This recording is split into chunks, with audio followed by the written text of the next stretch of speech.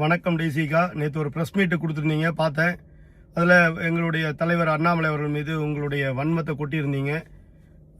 அவர் மாநில தலைவராக பதவி இல்லாமையே ஒரு வருஷத்துக்கு மேலே ஆகுது.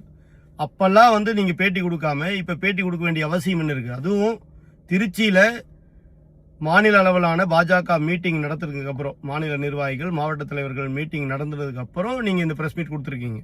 அதாவது அந்த மீட்டிங்கில் ஒரு சிலர் அண்ணாமலை அவர்களை நம்ம ஏன் விட்டு வைக்கணும், அவர் மேலே அவரை ஏன் இன்னும் சாஃப்டாக நடத்தணும், அவரை அடிச்சு ஆடுவோம் அப்படின்னு நிறைய பேர் பேசுந்தா கேள்விப்பட்டேன். அதுக்கப்புறம் இந்த வீடியோ வந்த மாதிரி இந்த சந்தேகம் எனக்கு வருது.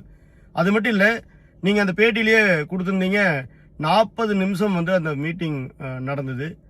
அதில் நானும் சூர்யா அவர்களும் உட்காந்துருந்தோம். அவர் சூர்யாவோட தலைவர் அண்ணாமலை அவர்கள் தான் பேசிக்கிட்டே இருந்தார். கடைசியில் ஒரே ஒரு சாரி சொல்லியிருப்பா, ஒரு சாரி அப்படின்னு சொன்னோன்னையும், அவர் சாரி சொன்னோன்னையும் நீங்களும் சரி ஓகே பரவாயில்ல அப்படின்னு அக்செப்ட் பண்ணிட்டு தான் சொன்னீங்க. அதாவது நீங்கள் உங்கள் ஆடியோலாம் நாங்கள் கேட்டிருக்கிறோம். அந்த ஆடியோவில் நீங்கள் 2 பேர் பயங்கரமாக சண்டை போட்டுக்கிறீங்க. அப்படி சண்டை போட்டுக்கிட்டவங்கள வாங்கக்கா பேசிக்கலாம் அப்படின்னு தலைவர் கூப்பிடும் போது அந்த ரூம்குள்ளே போகிறீங்க, 2 பேர் பேசிட்டு அவர் உங்கள்கிட்ட ஒரே ஒரு சாரி சொல்கிறாருன்னா நீங்கள் எப்படி அக்செப்ட் பண்ணிக்குவீங்க? அது மட்டும் இல்லை, அக்கா எவ்வளோ பர்சன்டேஜுக்கா இருந்தது இதுக்கு முன்னாடி அப்படின்னு அவர் கேட்குறதாகவும், நீங்கள் 3% அப்படின்னு சொல்கிறதாகவும், இப்போ எவ்வளோக்கா இருக்குது அப்படின்னா 12 இல்லை 18% இருக்குது அப்படின்னு அவர் சொல்கிறதா சொல்கிறீங்க. நல்லா ஞாபகம் வச்சுக்கோங்க. உங்களுக்கும் சூர்யா அவர்களுக்கும் அந்த ஆடியோ ரிலீஸ் ஆனது அப்போ நவம்பர் மாதம் 2022 நடந்தது. புரியுதுங்களா? ஆனால் பாஜகவினுடைய ஓட்டு வங்கி 18% ஆனது எம்பி எலெக்ஷன், அதாவது 2024 எம்பி எலெக்ஷனில் தான் அது நடந்தது. அப்படி இருக்கும்போது தலைவர் அண்ணாமலை அவர்கள் 2022 எப்படி உங்ககிட்ட சொல்லுவார் 18% ஓட்டு இருக்குக்கான்னு? அப்போ உங்களுக்கு ஸ்கிரிப்ட் எழுதி கொடுத்த ஆளு இது ஏன் மறந்தாரு? அதாவது அந்த வடிவேல் படத்தில் வர்ற மாதிரி மண்டைய மறைச்சியே கொண்டைய மறைச்சியா அப்படிங்கிற மாதிரி 2024 நடந்த ஒரு விஷயத்தை 2022 கொண்டு போய் கோக்க வேண்டிய அவசியம் என்ன இருக்கு? அப்போ மொத்தத்திலே தலைவர் அண்ணாமலை அவர்களை வன்மையா எதிர்க்கணும். அப்போ இந்த கட்சியிலேருந்து போன ஆளுகளாக கூப்பிடுறா, அவங்கள வச்சு ஒரு பேட்டி கொடுக்கணும் அப்படின்னு நிறைய பேர் பின்னாடி இருந்து வேலை பார்க்குறாங்கிறது தெளிவாக தெரியுது. அதுலேயும் கூட பிளட்டி பிளட்டி பிளட்டி அப்படின்னு 12 முறை சொன்னார் அப்படிங்கிறீங்க. அப்போ அவர் சொல்லும் போது எண்ணிட்டு இருந்தீங்களா? அவனுக்கு போலீஸ்காரரை பார்த்தா பயம் வரும், அப்படித்தான் உங்களுக்கு பயம் வந்திருக்குது. அப்படி அவர் சொல்லியிருந்தா கூட நீங்கள் வாயை பொத்தி மௌனியா இருந்திருந்தீங்கன்னா நீங்கள் தப்பு பண்ணியிருக்கீங்கன்னு தான் அர்த்தம். அப்படி இல்லைன்னா ஒரு தடவை பிளட்டின்னு சொல்லும் போது நீங்கள் அண்ணே இப்படியெல்லாம் பேசாதீங்க, இப்படி பேச வேண்டிய அவசியம் இல்லை, நான் எந்த தப்பு பண்ணலன்னு சொல்லியிருப்பீங்க. அப்ப தப்பு பண்ணவனுக்கு தான் போலீஸ்காரரை பார்த்தா பயம் வரும். 2வது விஷயம் நீங்க ரொம்ப ஸ்ட்ராங்கான உமன், நான் அழுததே கிடையாது அப்படிங்கிறீங்க. ஸ்ட்ராங்கான உமன்னா பிரியங்கா உங்க கண்ணுல இருந்து தண்ணியில் வருது. இந்த வடிவேல் படத்துல வர மாதிரி பாடி ஸ்ட்ராங்கு பேஸ்மெண்ட் வீக்குங்கிற மாதிரி. அப்ப உங்க கண்ணுல இருந்து தண்ணி வருதுன்னா நீங்க தப்பு பண்ணிக்கிறீங்கன்னு அர்த்தம்.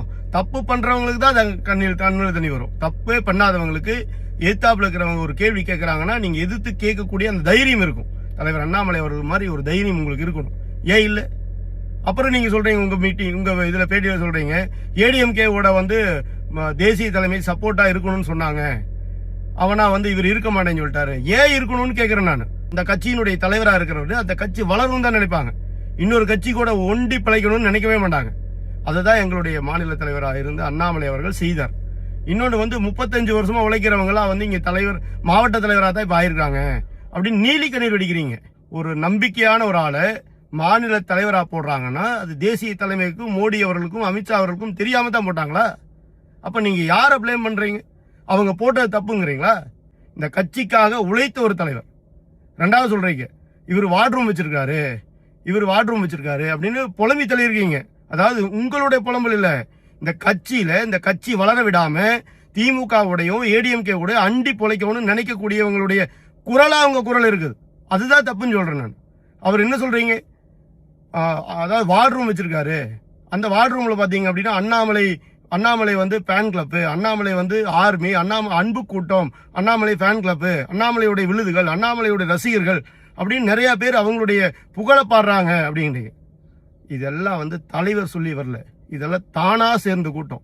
தலைவருக்காக அவருடைய உழைப்பு பார்த்து நான் என்னுடைய பேச்சு அவர் பேசுறாரு, நான் நினைக்கிறது அவர் கேட்கிறாரு, என்னுடைய குரலா அவர் இருக்கிறாரு, என்னுடைய நிழலா என்னுடைய பிம்பமா அவர் இருக்கிறாரு, இதைத்தான் நான் எதிர்பார்த்த அரசியல்ல அப்படின்னு ஒவ்வொருத்தரும் நினைக்கிறா பாருங்க. அவெல்லாம் அண்ணாமலையுடைய அன்பு கூட்டமா தான் இருப்பான், அண்ணாமலையுடைய ரசிகனா தான் இருப்பான். திமுகவை எதிர்த்தா என்ன பிரச்சனை வருமோ அப்படின்னு நான் நினைக்கிறத பேசவே முடியாம இருக்காம பாருங்க. அவர்களுடைய குரலா, குரலற்றவர்களுடைய குரலா, தமிழக மக்களுடைய குரலா தலைவர் அண்ணாமலை அவர்கள் இருந்தார். அதனாலதான் அவருக்கு அவ்வளவு ரசிகர்கள்.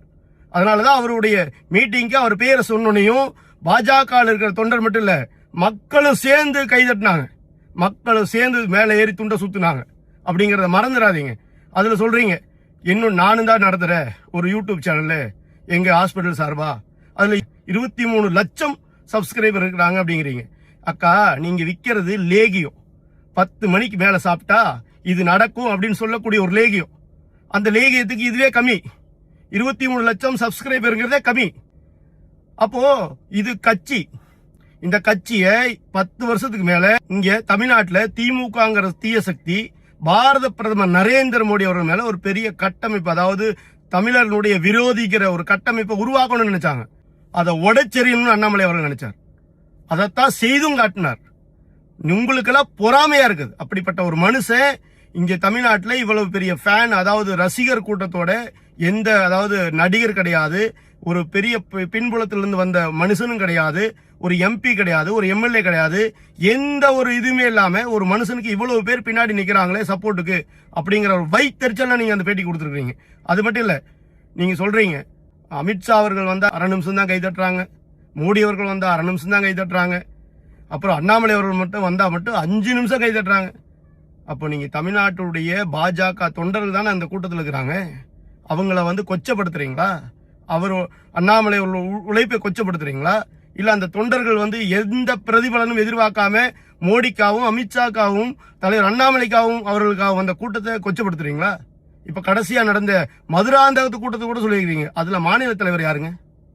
நயினார் நாகேந்திரன் தானே. மதுரையில் நடந்த கூட்டத்துக்கு யார் தலைவர்? நயினார் நாகேந்திரன் தானே. அப்படி இருக்கும்போது அண்ணாமலை அவர்கள் வரும்போது தட்டுறான்னா அவன் உசுருக்கு உசுரா தலைவர் அண்ணாமலை அவர் விரும்புறான். அவன் நினைக்கிறான் என்னுடைய பிம்பம் இவர், நான் நினைச்சதை பேசக்கூடிய மனுஷன் இவர், நேர்மையா இருக்கிறவர், ஒழுக்கமா இருக்கிறவர். அதனால வரக்கூடிய அந்த சந்தோஷத்தினால அவர் மேல இருக்கிற அன்புனால எந்திரிச்சு கைதட்டான். அப்போ உங்களுக்கு அதெல்லாம் எரியுதுன்னா திரும்ப திரும்ப அதை செய்வாங்க மக்கள். நீங்க இன்னைக்கும் பிஜேபி கூட்டத்தில் அண்ணாமலை அவர்கள் பேரை சொல்லுங்க. இன்னைக்கு நான் சேலஞ்ச் பண்றேன். இன்னைக்கு அண்ணாமலை பிஜேபியில் கிடையாது, ஆனால் வரக்கூடிய கூட்டத்தில் தலைவர் அண்ணாமலை அவர்கள் பேரை சொல்லுங்க. இந்த துண்டை சுத்துனான்னு சொன்னீங்களா 5 நிமிஷம், 10 நிமிஷம் சுத்துவாங்கிறேன் நான். சேர்மேல நின்று 10 நிமிஷம் சுத்துவான், 10 நிமிஷம் கை தட்டுவான். என்ன பண்ண போறீங்க? உங்களை எல்லாம் கட்சி விட்டு நீக்கிடுவீங்களா? உங்க வயிற்றுச்சல் எனக்கு தெரியுது. அது மட்டும் இல்ல, ஐயா கேசவநாம ஐயா அப்படியே ஒழுக்க சீலரு. அவர் மாதிரி ஒரு ஆளை நாங்க பார்த்ததே கிடையாது. அவர் மண்டல இருக்கக்கூடிய நிர்வாகிகள் எல்லாம் கூப்பிட்டு, மண்டலுக்கு கீழே இருக்கக்கூடிய கிளை தலைவரை கூப்பிட்டா கூட ஐயா சாப்பிட்டீங்களா ஐயா அப்படின்னு அன்போடு விசாரிப்பாரு அப்படின்னு நீங்க எல்லாம் பேசிருக்கிறீங்க. ஐயா எந்த அளவுக்குன்னு பாஜக தொண்டர்கள் அத்தனை பேத்துக்கும் தெரியும். அதனால அவரை கொச்சப்படுத்தி நான் பேச விரும்பல. அது மட்டும் இல்ல, டோரை க்ளோஸ் பண்ணிட்டாங்க, நான் அப்படியே ஒரு நடுங்கிட்டேன் அப்படிங்கிறீங்க. தலைவர் அண்ணாமலை அவர்கள் தலைவரா பதவி ஏற்றதுனையும் செய்த முதல் வேலை என்ன தெரியுமா? கமலாலயத்தில் இருக்கக்கூடிய அனைத்து டோர்களையும், அதாவது அவர் ரூம்ல இருக்கக்கூடிய அத்தனை டோர்களையும் கண்ணாடி டோர்களா மாத்தினார். புரியுதுங்களா? எல்லாம் ஓபன். வெளியிலிருந்து அதாவது அந்த ரிசப்ஷன் ஏரியால இருந்து பார்த்தாலே அண்ணாமலை அவர்கள் உட்கார்ந்து இருக்கிறது, அண்ணாமலையோட யார் பேசுறா அப்படிங்கிறது தெல்ல தெளிவா வெளியில் இருக்கக்கூடிய தொண்டனுக்கு தெரியும். அதாவது வெளிப்படைத்தன்மையோட செய்யறேன்னு சொல்லி அவர் பிரஸ் மீட்லயே சொல்லியிருக்கிறார். ஆனா உங்களுக்கு அதாவது மரடோர் இருக்கக்கூடிய அந்த ரூம்குள்ள போறதானே பிடிச்சிருக்கு.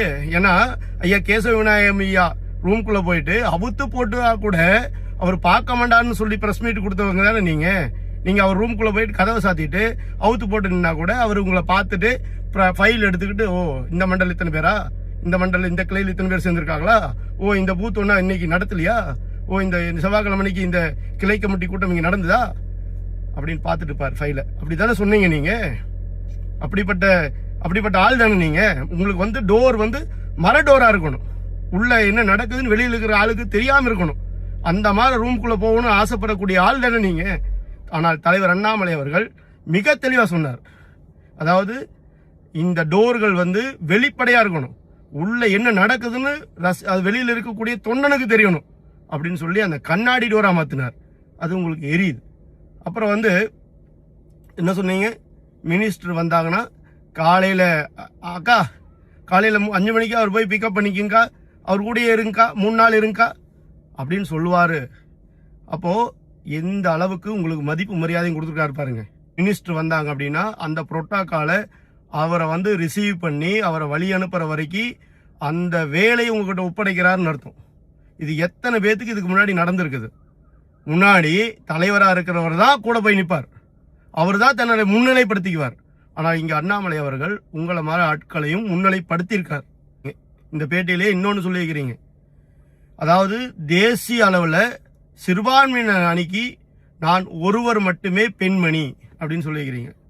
அப்போ அந்த அளவுக்கு சிறப்பு வாய்ந்த பதவியில என்னை உட்கார வச்சாங்கன்னு சொல்லியிருக்கிறீங்க. அந்த பதவியில உட்கார வச்சது யாருங்கக்கா, அதை சொல்லுங்க. அதுக்கு அனுமதி கொடுத்தது யார்? இங்க இருக்கக்கூடிய மாநில தலைவராக இருந்த அண்ணாமலை அவர்கள் தானே உங்களை கூப்பிட்டு அக்கா இந்த பதவி எடுத்துக்குங்கன்னு சொன்னது. அப்போ இவ்வளவு சிறப்புமிக்க ஒரு தலைவரை, உங்களையே ஒரு தேசிய லெவல்லையே யாரையும் பெண்மணியே போடாதப்ப அந்த பெண்ணுக்கு ஒரு மரியாதை கொடுத்து உங்களை மாநில சிறுபான்மையினுடைய மாநில தலைவராக்குன்னு வர நீங்க இன்னைக்கு கேலி கூத்தாக்கி இருக்கிறீங்க. தலைவர் அண்ணாமலை அவர்கள் பேர்ல நீங்க சப்போர்ட் பண்ணி இன்னைக்கு காயத்ரி ரகுராமக்காவுக்கு சப்போர்ட் பண்ணி பேசுறீங்க இல்லையா, அவங்கள மாதிரி ஆட்கள்லாம் ஏன் வெளியில போனாங்க? திமுகங்கிற தீய சக்திக்கு கட்சிக்குள்ள இருந்து சப்போர்ட் பண்ணிட்டு இருந்தாங்க, ஏடிஎம்கேங்கிற கட்சிக்கு சப்போர்ட் பண்ணிட்டு இருந்தாங்க. அதனால அவங்களுடைய சுயரூபம் தெரிஞ்சு அவங்களாவே ஓடி போயிட்டாங்க. இங்க இருந்தா தலைவர் அண்ணாமலை அவர்கள் நம்மளை கண்டுபிடிச்சிட்டாரு, அதை வெளியில கொண்டு வந்துருவாருன்னு எல்லாம் பயந்து போய் ஓடிட்டாங்க. இன்னைக்கு அப்படிப்பட்ட நபர்கள் எல்லாம் தேடி பிடிச்சி பாஜக கட்சியில அண்ணாமலை அவர்கள் மேல வன்மத்தை கொட்டணும்னு நினைக்கக்கூடிய ஒரு சிலர் ஸ்கிரிப்ட் எழுதி இன்னைக்கு டைசி அக்காவை பேச வச்ச மாதிரி நாளைக்கு இன்னொருத்தரை பேச வைக்கலான்னு நினைக்கிற ஏதாவது ஐடியா இருந்ததுன்னா இதோட விட்டுருங்க. நாங்க பாஜகங்கிற கட்சியை அடிச்சு விளையாட வரல. ஏன்னா நாங்க உயிரிலும் மேலான அந்த கட்சியை நேசிச்சோம். பாரத பிரதமர் நரேந்திர மோடி அவர்களை இன்னைக்கும் அந்த மரியாதையோட அதே இடத்துல தான் வச்சிருக்கிறோம். அதுல எந்த விதமான மாற்று கருத்தும் கிடையாது. நாங்க உயிருக்கிற வரைக்கும் பாரத பிரதமர் நரேந்திர மோடி அவர்களை உயிரிலும் மேலா நேசிக்கிறோம். 2வது விஷயம், டைசிகா சொன்னாங்க இல்லையா, அதாவது வந்து நான் வந்து பேட்டி கொடுக்கறத தலைவர் அண்ணாமலை அவர்கள் நிப்பாட்டிட்டார் என்னன்னு. அது ஒரு முழுக்க போய் ஏன் என்னைக்கு பேட்டி நிப்பாட்டினீங்க? நான் அவுத்து போட்டாலும் கேவி அவர்கள் என்னை பார்க்க மாட்டார் அப்படின்னு ஒரு பேட்டி கொடுத்தீங்க. அதுக்கப்புறம் நடந்தது உங்களுக்கே தெரியும், மக்களுக்கு தெரியும். அதுக்கப்புறம் அந்த கேவலமான அந்த பேட்டிக்கு அப்புறம் யார் உங்களை பாப்பா? அதனால அதுல இருந்து பேட்டி கொடுக்கறது நிப்பாட்டிட்டீங்க. டைசிகா உங்க லேகியத்தை உங்க மதிப்புக்குரிய ஐயாக்கும் திமுகவுக்கு சொம்பு தூக்குறவனுக்கும் ஏடிஎம்கேக்கு கம்பு சுத்துறவனுக்கும் வீடியோ காலில் மீட்டிங் நடத்துறவங்களுக்கும் ஆடியோ காலை ரெக்கார்ட் பண்ணி அதை ஃபேஸ்புக்கில் ட்விட்டரில் போடுறவங்களுக்கு கொடுக்கறதோடு நிப்பாட்டிக்கிங்க.